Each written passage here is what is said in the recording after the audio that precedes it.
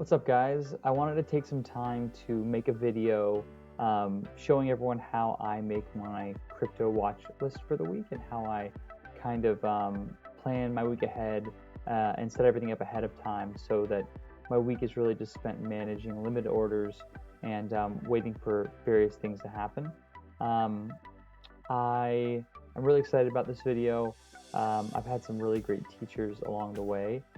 So I just want to pay it forward and kind of like also, share what they've taught me.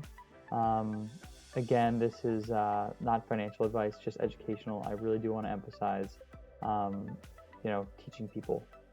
So I hope you enjoy. If you have questions, comment below, and hopefully I will have a chance to answer them in the next video. Thanks. The first thing I do is looking at the news for the week, which is super important because it moves markets. This is TradingView, their news platform. I filter it just by the most important news for the week. And most recently, really, the most important news is all FOMC, the United States Federal Reserve. So what this tells me now is that as I'm recording, this is Monday night Eastern, a little later than I usually like to do my watch list, but it'll suffice for this video. Um, Jerome Powell was speaking Tuesday, the president of the Fed. That will certainly create a lot of volatility. I'm sure he'll comment on Trump's tariffs that came out recently and really rocked crypto and traditional markets. And then you have core inflation, which is inflation minus food and energy. And then you'll have him speak again, and I imagine that will be the peak of the volatility for the week. And then Thursday you have PPI, which is inflation, core inflation plus food and energy. So that is just kind of a broader and more volatile metric, but it usually is not much different from a like beat or miss standpoint than core inflation. So I don't expect that Thursday will have the same amount of volatility as Tuesday and Wednesday. But kind of as a general theme, like when we have these weeks with FOMC, I don't like to have positions open that are close to their stop loss or that are honestly even in a loss, just by the way that I trade. Um, I will use these events, uh, I will bank on the volatility and assume that I can get an entrance to positions that I've had my eye on for a while. Um, and I'll kind of show you how I think about that. So next, let's go to Bitcoin. Bitcoin. So this is my Bitcoin chart. I'm a big fan of the 60-day cycle. I'm not going to spend too much time in this video talking about what the 60-day cycle is. Bob Lucas is an awesome analyst, and there's a couple of other guys that use it as well. I know Peter Brandt, who I know works with Bob, uses it as well, and it's basically the concept that like every 60 days, due to market psychology and market participants, um, Bitcoin tends to make a low, um, and then it makes a high after that period, and it's plus or minus 10 days. In a bull market, it's 60 days is kind of the target. And in a bear market, it's less as the cycles get shorter. But this is kind of where I start, and every Sunday and Monday I kind of look at this and I say, okay, where are we, or where are we going from here? Um, so this has been a really candidly terrible and rough um, 60 days cycle for Bitcoin and for the entire crypto market. We had a huge liquidation event on the 3rd. I read that it was like something like 2 billion was liquidated from Bybit and like 10 billion total across all the exchanges, which is horrible. Um, and that was all on the back of Trump's tariff announcements. But anyways, kind of the way I see this here is we're not too many days away from the next expected 60-day low. I kind of see two likely options. I think it's very clear that after this wipeout and kind of retest, I don't necessarily expect Bitcoin to trend directly lower from here. I think we do kind of a drifting up, kind of like this. Maybe we get to range highs around here, and find some resistance. So that's like 105. I see that as kind of like the likeliest next step over the next few days. Um, Option one, which is kind of my base case, is that we reject from the range highs again, or we do like a deviation above and then kind of like a swing back below. That's kind of my favorite type of setup, is that range reclaim. Support resistance flip is another word for it. But then this kind of gives us more of a low here after kind of testing the highs. I'm not going to make bets on how low it goes after that. It could retest, simply just go back down to 95K, which is kind of where we've been playing the last few days here. I personally am of the belief that I don't think we make a new all-time high, meaning like above 110K, and hold it and like stay above there until we sweep this liquidity and kind of test this air pocket that was created when we lifted off from 73K all the way up to kind of 86. And then I would say the new range is around 90K. And then the peak is around 108, 109, excuse me. So I don't know if it'll do it right here, create a drive that sweeps down and test the liquidity that's down here. That's kind of dramatic what I just drew.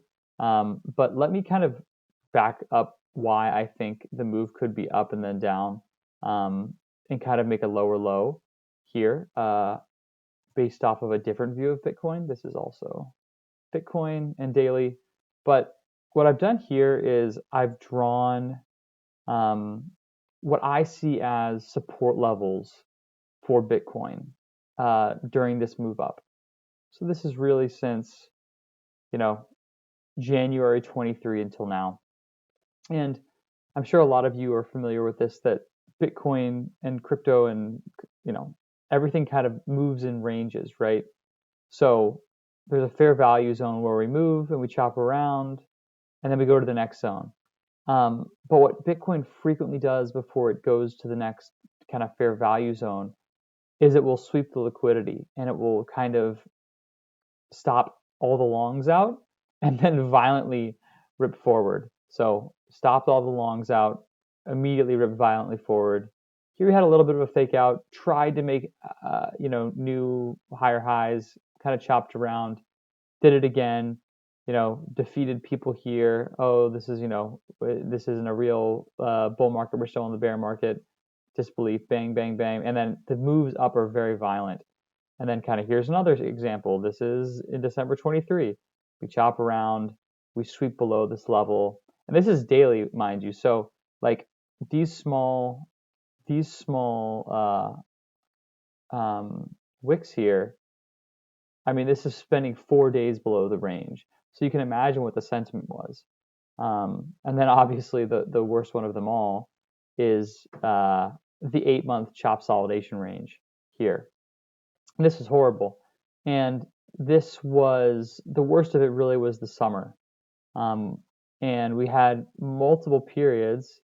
I mean, this is 10 days here, spending beneath the range. I would say this right here is another 16 days.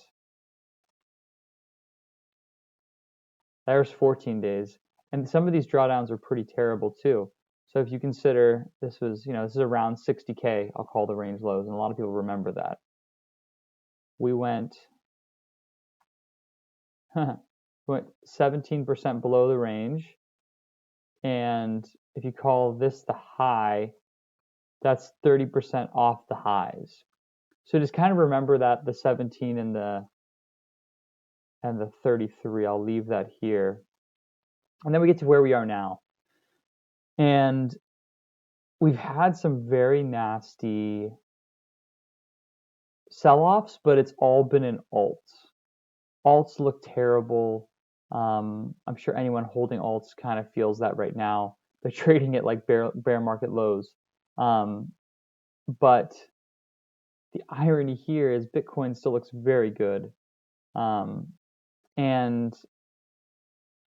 from, call it this peak here to trough, 17% move. And if you consider this to be the support level, that's only a 2% dip below the support level. So in my opinion, I don't think we've had enough of a shakeout here to warrant like a bigger push up, and I think that means a bigger push up for everything. That doesn't mean there's not trades, and I'll kind of talk through what I'm thinking right now, but I don't um, have like a clear picture of exactly where Bitcoin is trading here, but I'll give some examples of like actionable trade ideas. So going to my next Bitcoin chart, I like to trade and look at things in different tabs. So this is kind of my trading view, no pun intended, of how I like to look to trade Bitcoin. So the way that I'm looking at it here, this is what I talked about, this kind of 90, 91K range, and then the peak of the top of the range around 107, 108. So whenever something is mid-range, to me, in my style of trading, which is more like long-term positional swing trading, this isn't interesting to me. I don't want to trade at the mid-range. I either want to trade at the bottom or I want to trade at the top. In the middle, you don't want to trade. I think it's Cred who talks about like don't diddle in the middle. So don't diddle in the middle. So what do I want to see here in Bitcoin? Like as I talked about with my 60-day cycle view, I think this looks like we're probably going to be heading up from here. At least like as in like tomorrow, I think we will be going up, and maybe the next couple of days. So I saw a lot of influencers and good traders, honestly, I respect a lot of them, talk about buying Bitcoin right here. So there was a lot of liquidity that needed to be tested, and I'll show you what I mean. So this is just simply a volume profile, and it shows you where things are trading, like with the most volume, where the most market participants are entering. So what a lot of traders were saying was they were saying, hey, you should look to enter below here. Whenever these wicks all kind of land in the same place after a violent move up or a violent move down and then a violent move up, so there wasn't a lot of market structure created here. It just went down and then it went very quickly all the way up here. So this is untested. So everyone is putting their stops here. So if you're a short and you have a lot of size, you're probably going to be closing around here because this is where all the liquidity is. If you're a big player, you need liquidity to be able to close and open trades in huge size. So what a lot of people were saying was they were saying, hey, you should long under here. And so far, so good. It's not a trade I wanted to take, honestly, because it's still kind of mid-range to me. But it is working out. So let's see where I think this is going to go and kind of how I'm looking to play this. I think Bitcoin will probably do something along these lines where it could float up here, who knows, and then stall up here. I'm not saying I'm going to short unless there's a really prime opportunity. And a prime opportunity to me would be kind of a no-brainer, where we go up, we get everyone off sides. Maybe we don't make a higher high. Maybe we do make a higher high. It doesn't really matter to me. But what I'm looking for is a very quick move up and kind of a quick move back down, like this over here. Very quick wick. And what this would tell me is that this is rejected up here. And then I'd look for a retest here. And then the idea would be something like that. Stop above here. And then you'd probably look to target the range lows. That's generally the gist of a short play here, a potential short play that could happen. I'm not saying that it would, and I'm not necessarily saying that's like my most interested play. I think you could also see a scenario where we go do this, and then we can't even push higher. It doesn't even get above these old wicks over here. We come back down, maybe it's some bad news event, and we break this range. It'll probably test it like this, boom, and then shortly test it again, and then fail. And then what I'm looking for is a test probably below 86 or 85K.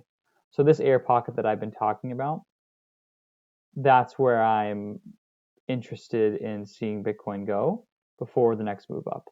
So we do something like this. Let's say it stops there. That's fine. Oops. And then from here, I actually would I don't buy the dip. I'm not interested in just blindly bidding. What I would do is I would love to see this capitulation, and then from here I want to see a reclaim of this range. And then something like this into the range, retest the range, and then you would long it. So let's say that, and you would hide stop below structure. Maybe that's the structure. Let's see, be safe. And then you'd at least target range highs. And then I'm guessing, my personal belief is any break of this range is going to lead higher. Who knows how much higher, but it definitely is going to go higher. New all-time highs for sure. And then obviously this, up and up and up. That's what I'm looking for, kind of, a short idea and a long idea. I'm much more interested in the long idea though. The short idea would have to be pretty perfect for me to want to execute on. So that's Bitcoin. There were two other alts that I think are really interesting. And the way that I find alts is I look at a lot of indicators, mostly macro at the beginning of each day and week, honestly. But I'll do a different video on that. But I think for finding coins, Spaghetti is the most useful. It is simply just layering on line graphs for all the coins in your watch list. And it's on a percentage scale, so it just charts the quantifiable performance of one coin versus another. I prefer, when I'm looking for actionable trades, I'll look at the 3-day Spaghetti because I'm more of a positional swing trader, so I want to see that a coin is positive on the 3-day. And ideally, it's not negative on the 30-day, but I'm not saying that's a hard and fast rule. I also look at the 30-day and the 1-day. But the 30-day here, it's a lot less actionable. I like to see things that are above Bitcoin on a 30-day average, but it isn't a hard and fast rule. So let's go back to the 3-day, and I'll kind of show you what I'm seeing. So I cheated. I already looked at all these coins and kind of decided what I wanted to trade. But you can see here that there's a couple that I think are worth calling out. So Popcat, Grass, those are both Solana coins. So that leads me to think, okay, all right, Solana ecosystem is getting a bid, interesting. I see Tia, Celestia, that's a coin that people have traded a lot and that is really beat down, but it's showing some relative strength. It's really interesting to me. Why is it showing relative strength after underperforming so long? And I also see Litecoin. That's a coin I like to trade. I know it has a pending ETF. That's interesting to me. And just generally speaking, I look at it and I say, hey, alts are generally outperforming right now versus Bitcoin. We're probably going to have an alt push. I don't know how far it's going to go, but there's going to be an alt push. And then I kind of look at also what's underperforming. The one that is specifically the most interesting is that Ondo is underperforming because that was outperforming for a while. And they just had a conference, and I'm sure a lot of people sold the news. And that's also a Trump coin. So all those things are kind of spinning in my head of like what is interesting, what is not. But let's go to the one that right here is the highest on this little list, TIA. And I've already drawn out the setup that I'm interested in taking. But let me kind of explain for a couple reasons why I'm interested in taking this setup. First of all, I like to trade moving averages and levels. So I'll just draw kind of my ideal setup. So let's say that this is a level. Oops. This is a level, and this is price here. So price comes in, it finds support here, breaks down, kind of works its way back up, tries to break down again, comes back up, wiggles around, makes a higher high compared to over here, comes back into the level, tests it one more time, and then it takes off. So the long setup would look like this. Hide the stop below structure and target higher. I really like this setup for a couple of reasons. The first is you've kind of already had your capitulation sell event. So you have a good sense that, you know, if you had a lot of leverage or you were forced to sell, you're probably already out of the trade. And also, shorts are probably also closed at this point because it failed to make a lower low, and the only logical place is up at this point. So I really do like these trades that change direction and reclaim a key level. So, and ideally, you'd also have some moving average confluence. So let me show you what that means up here. So here, I don't specifically trade with these lines or these break and structure lines, but I think they are helpful to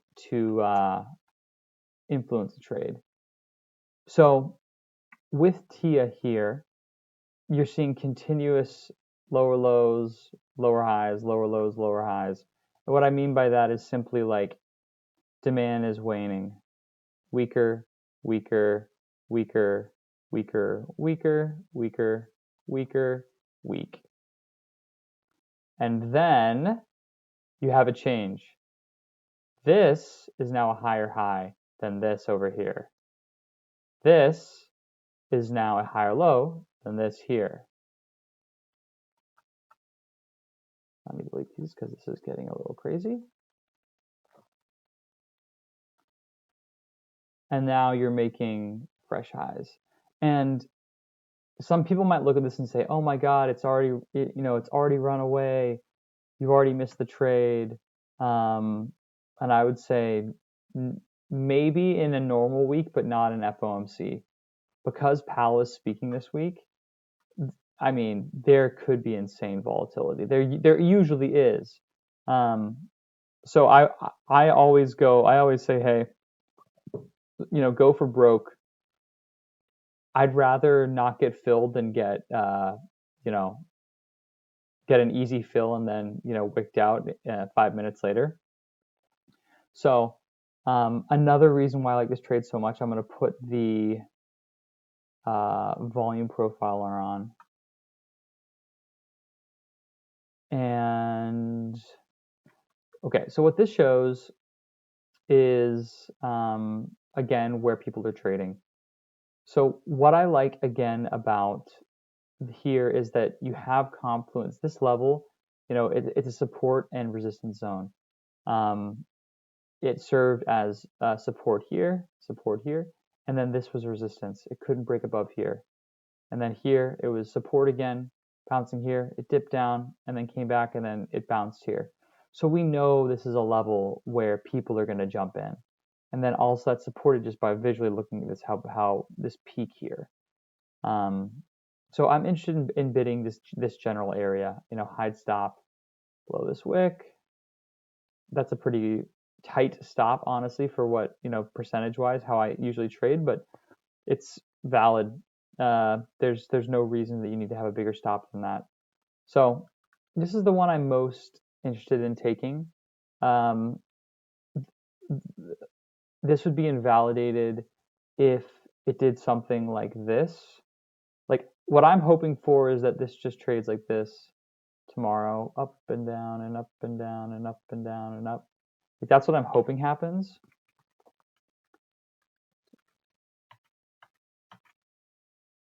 That's what I'm hoping happens.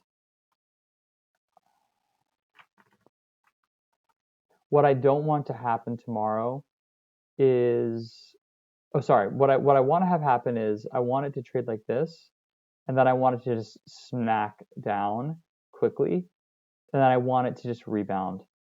That means that there was some, a scare. People, they market sell, they panic. There's this gap here in the volume where it might see a little bit of a drop, and the next place it picks up is right here. So it picks up, it triggers, and it continues. I do not want to see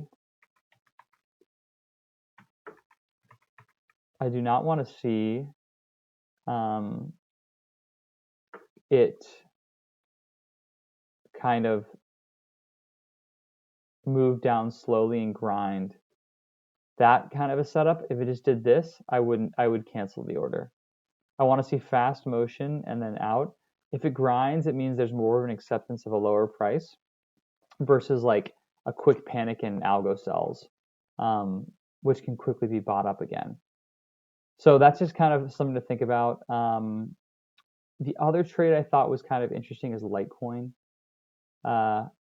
Litecoin, it's candidly, the reason I like it complementing TIA is that this is a 30-minute time frame trade, so it's a low time frame, and this is a very high time frame trade. I'm looking at this on an 8-hour basis, and I think it's important as a trader that you think about your trades on different time frames and different setups. But if you're taking two different trades and they're both on a 30-minute time frame, they're likely going to be the same exact trade. Like, for example, I looked at also taking Bonk and Pepe and Say in addition to TIA. Like, I looked at all four of those, but TIA is easily the strongest versus the other ones, and they're all the same trades. Like, so if you're going to take the same trade, you might as well just take the strongest one. And I'll explain why. I realize that this video is going on way longer than I thought, but it's my first video. If you've made it this far, thank you so much. I hope you learned something, and I'm going to keep going because I have more to share, and maybe next time we'll keep it faster. But so why do I think TIA is stronger? I think it's simply just the speed at which it's made a higher high here. I'm going to call this the prior high. This is the 9th. And then it made another higher high on the 10th. So like it keeps making higher highs, meaning like there's way more buyers than sellers at this point. But like you look at Bonk, like, all right, this is a high here,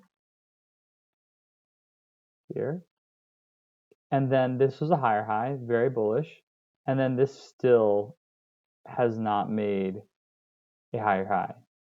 Same market environment as the other ones, but this can't push up past here. So I'm not saying that this can't go up in price. I would just rather own this one versus Bonk. Kind of the same for Pepe. Like, this has actually become a little more bullish since I've turned the video camera on, but like still this is very choppy here.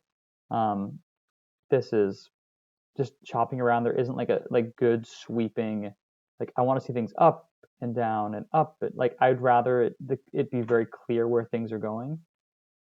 I think Say honestly is the second best looking one. If for some reason I miss this entirely, this TIA trade tomorrow, if I can't get filled on this, I might look to take Say, but this is not there yet. This is not there. I honestly want to see this go even higher, and I want to see these moving averages move up. So then when it comes down, there's moving average confluence, and there's a support confluence, and then we go up. It's also not as good as TIA because there's this huge level we have to get through that TIA doesn't have. Like if you zoom out on Say, it has this right here where this is a prior support zone here. So I think this is just more of an uphill battle. It's just not as pretty as TIA. But okay, let's get back to Litecoin. I've been rambling enough about those setups. This is a different, same but different kind of setup. Higher time frame, 8-hour moving average seems to be well respected. Let me pull some of these things off to give it very cleanly to you. I think this is very, very clean where it's going. As a moving average trader, or as someone who uses moving averages in their toolkit, I would say that you love to see a trend where this is the 8-hour moving average, where it's bouncing along. So that's, I would call this 1, 2, maybe even call it 3, 4, 5, 6, 7 bounces on that. I would say it's pretty good. And then even here, the moving average serves as resistance. So that's another example. So what is this done here? So there's an ETF announcement, which I think is like the story of why it's going up. I don't really care much about stories. I really just care about the price action. But this had a 7.5% move, and then yeah. So this thing basically just launched up. And this is an interesting setup because I'm going to show you where the volume is played out here. So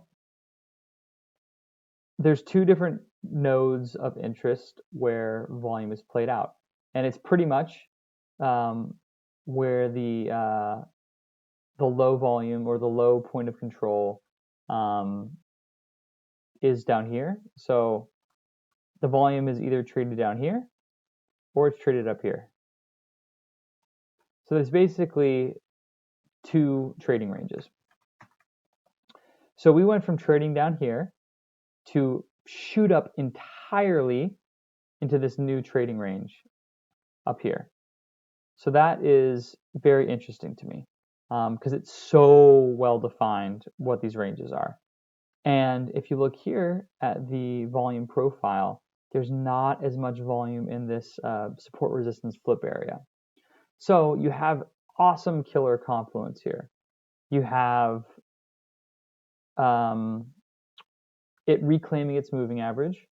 So it's going above the moving average, clearly, definitively, and it's not just popping up and then popping down. It's staying up here for multiple bars, multiple 8-hour bars, which is super significant. And yeah, it's flipped this key level. So what I want to see here is similar to TIA, where I don't want to see it grind down. I want there to be news tomorrow or Wednesday, and I want this just to go bang right into my order. And I'm okay if it chops around a little bit. I mean, ideally, this just goes bang and then bang. Those are always the best trades where you just nail it perfectly and never look back. But I am willing to take this trade here as long as it doesn't grind into that level. And, you know, take profit up here at the top a little bit and then target higher. I think another thing that I haven't talked about yet on the other charts, but the volume on this is really good. And I think volume is super important when targeting bigger moves. But basically, this is a 24-hour volume trailing sum. So long story short, when there's a move that happens and the volume is larger, it's more significant. So right here, this tells me this is a really significant move. This is real. This isn't a blip. This isn't like, let's look. Like down here, you see these moves? There's barely any volume, and clearly it didn't matter. It just kind of like chunked around and then dropped. So I think this is a real move here. I think Litecoin with the ETF announcement, that's enough of a narrative to get people to buy it. Who knows? Maybe Trump will buy it. Maybe other people will buy it. Who knows? But yeah, I've rambled for a long time, and I really appreciate if you watch this video. There's some more that I had in mind to talk about. I thought Sol was there's some setups that could be interesting on Sol, on Ondo, on Tau, but they're not ready yet. I think they require a little more time to develop, and maybe I'll do a follow-up video about those if people want. But yeah, if you made it through the end of this video, please subscribe, like, be awesome. It's my first video on my channel. Um, Comment if you want any new content or me to explain indicators or strategies or rationale or whatever. I appreciate it. Have a good night and good luck.